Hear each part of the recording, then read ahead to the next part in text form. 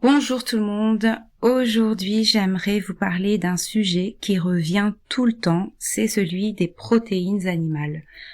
On entend beaucoup de choses, beaucoup d'injonctions aussi, et souvent ça brouille complètement notre bon sens. Alors on va essayer de remettre un petit peu d'ordre avec une vision simple, logique et fidèle à l'esprit Robert Masson. D'abord, les protéines, c'est la base. C'est ce qui constitue nos muscles, nos hormones, nos enzymes, notre système immunitaire et même une bonne partie de notre stabilité nerveuse.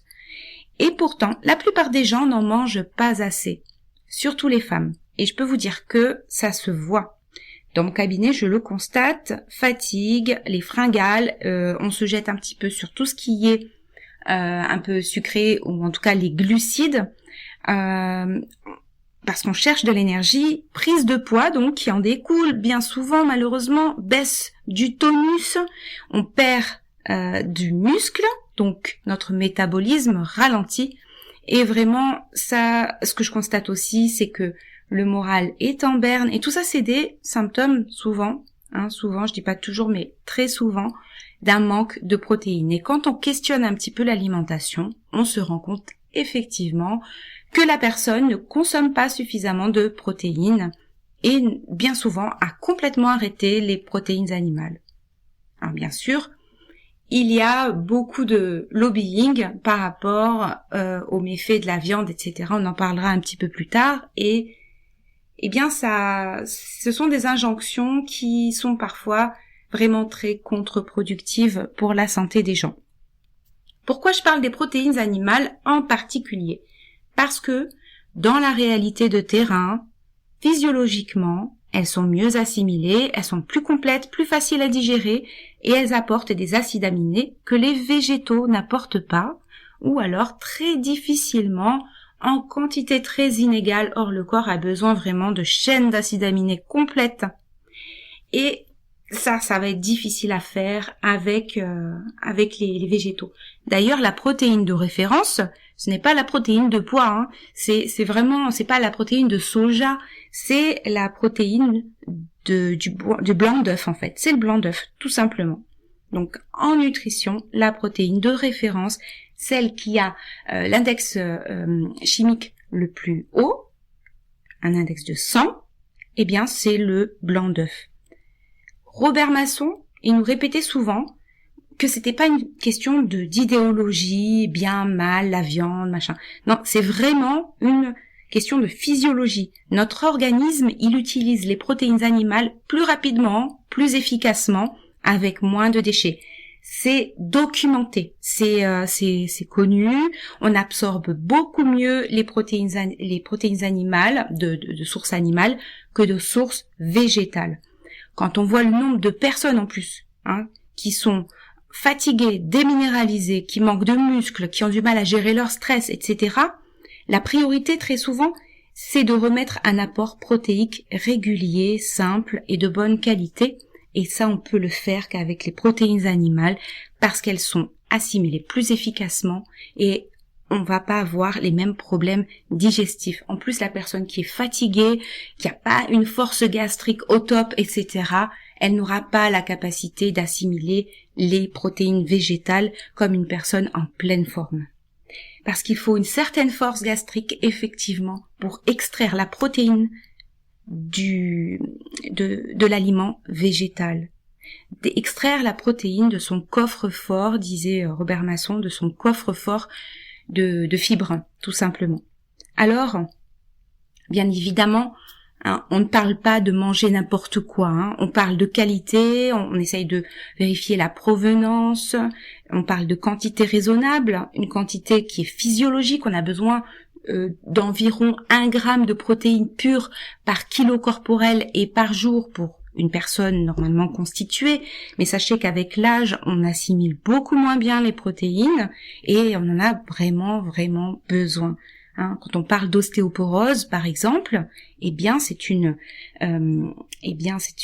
atteinte de la trame protéique de l'os. Donc c'est un problème de protéines. Il faut apporter des protéines plutôt que d'apporter du calcium, etc. Oui, mais aussi pour pour renforcer l'os, il faut de l'activité physique, de la pression sur les os, mais aussi apporter des protéines. Donc voilà, on va pas essayer pour moi en tout cas en tant que naturopathe, je fais avec les gens, avec leur goût, etc. Certains, ils consommeront que des œufs, que les œufs de leur poulailler même pour certains. Et ben tant mieux. Mais d'autres, un peu de poisson, d'autres que du fromage. C'est pas l'idéal parce que bon, on sait que les problèmes du fromage, etc. Ça peut être un peu pro-inflammatoire, mais bon, si c'est la seule protéine de la personne, je vais pas lui enlever parce que ça lui apporte vraiment suffisamment de protéines, ou en tout cas beaucoup plus que si elle ne mangeait plus du tout de fromage. Mais dire, par contre, les protéines animales ne sont pas nécessaires et on peut toutes les remplacer par des protéines végétales, c'est induire les gens en erreur.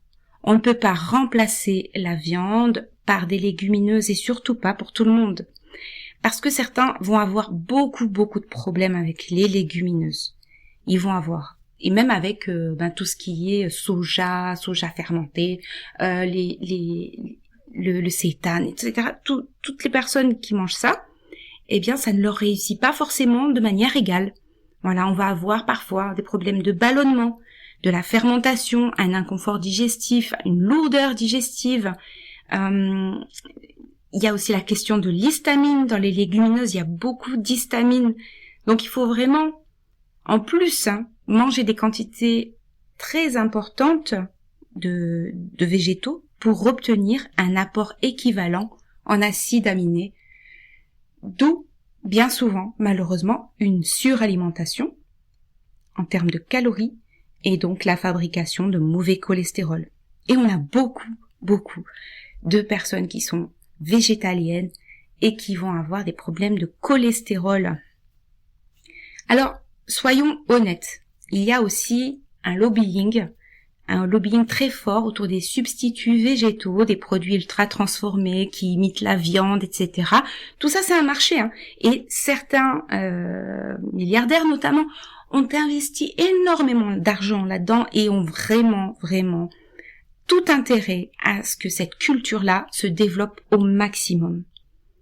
Et pourtant, on essaye de faire passer la viande pour un truc qui est mauvais en soi. C'est pas quelque chose qui est mauvais en soi, ça dépend de beaucoup de choses.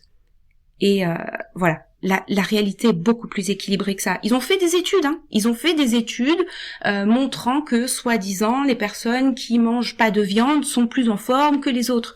Or, ils ont pris des gens donc qui avaient un régime omnivore, qui mangeaient de la viande, donc on dit pas des carnivores, on dit des omnivores, qui mangeaient notamment de la viande. Mais c'est quand on fait un régime normal, équilibré, quand on a une alimentation, pas un régime équilibré, on a 75% de végétaux de toute façon. Donc on n'est pas des viandards non plus. Donc il faut arrêter avec ça. Eh bien, ils ont fait une étude pour montrer que les gens qui mangeaient de la viande, eh bien, étaient en moins bonne forme que les gens qui n'en mangeaient pas. Et ils ont pris parmi la première cohorte des gens qui prenaient des plats préparés, qui fumaient, qui faisaient pas de sport, etc. Et les gens qui sont végétariens, bien souvent, et ça c'est un biais qui est bien connu, bien souvent, ils ont une alimentation qui est bio, qui est beaucoup plus qualitative. Ils font par ailleurs du yoga, du sport, des choses qui entretiennent leurs muscles, qui entretiennent leur santé. Et ce n'est pas du tout les mêmes groupes de personnes. Donc c'est vraiment, ils ont pris des gens, ils ont pas fait attention, ils auraient pu prendre deux groupes, effectivement, un groupe qui mange de la viande mais qui mange par ailleurs équilibré, beaucoup de produits bio naturels, ou en tout cas naturels, frais, beaucoup d'apports de légumes, de fibres, du sport, des gens qui faisaient attention à leur santé. Non, ils ont pris vraiment des gens lambda, voilà, comme la plupart des gens finalement. Et donc ils ont tiré des conclusions sur une étude comme ça, et ce sont des conclusions qui sont biaisées. Voilà. Donc il y a des contre-exemples de toute façon et en quantité. Et moi je le vois de toute façon dans mon cabinet, les gens qui commencent à remanger un petit peu de protéines animales, un petit peu de poulet, un petit peu de poisson, tous les jours, eh bien, ils se portent beaucoup mieux, je vous assure. Ils reprennent de l'énergie. Ils retrouvent de l'énergie. Ils retrouvent de la vitalité et même leur système immunitaire. Donc, vraiment, c'est observable. Donc, ce qui compte pour moi, c'est pas de diaboliser un aliment, c'est pas de diaboliser ou de dédiaboliser forcément la viande, etc. Non, c'est de respecter notre physiologie, de manger simple, de manger naturel, d'apporter à notre corps ce dont il a réellement besoin. Ça dépend des gens, bien sûr, on va individualiser, mais pour la grande majorité d'entre nous, un apport régulier en protéines animales, de qualité, varié, bien choisi, c'est non seulement utile, mais c'est essentiel pour garder de l'énergie, du tonus, une bonne satiété, donc pas une grande prise de poids, enfin essayer de contrôler son poids, un bon métabolisme, un système nerveux stable. Voilà. Mon épisode ne se veut pas du tout dogmatique, il n'y a pas d'opposition stérile, c'est du bon sens tout simplement. Moi je vous fais un retour du terrain et puis je pense que ce que je peux vous dire pour conclure, c'est vraiment écouter votre corps, écoutez ce que votre corps vous demande vraiment. Voilà, je vous souhaite une bonne fin de journée, une bonne soirée.